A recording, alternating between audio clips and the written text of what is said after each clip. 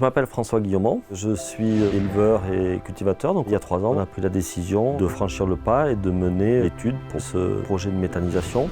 Je pense que l'agriculture de demain doit répondre à plusieurs enjeux qui malgré tout sont des besoins essentiels pour l'humain.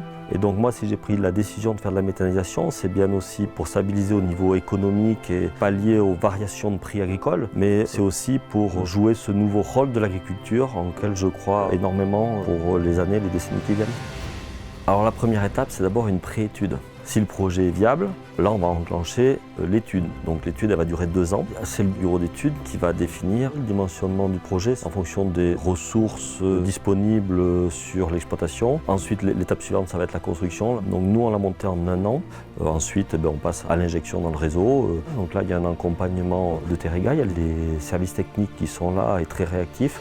Et là Terega évidemment nous a accompagnés parfaitement. Ils ont joué leur rôle en fait pour que le poste d'injection soit positionné au bon endroit, au bon moment. Terega a été présent de jour comme de nuit pour trouver des solutions et que tout se passe bien. Et ils sont toujours là une fois que le projet est terminé.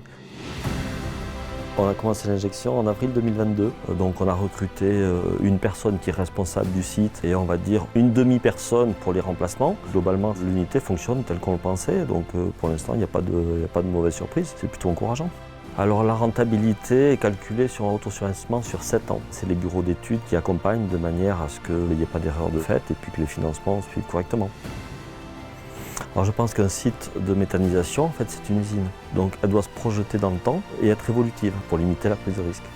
En tant qu'élu local, aujourd'hui, on doit répondre au niveau territorial à des enjeux qui vont être d'émettre 0 émission de carbone d'ici 2050. Donc à l'échelle de notre petit territoire, qui représente un peu plus de 40 communes, nous allons avoir besoin de 8 méthaniseurs. Donc oui, la méthanisation a son rôle à jouer et ne pas le faire serait une erreur.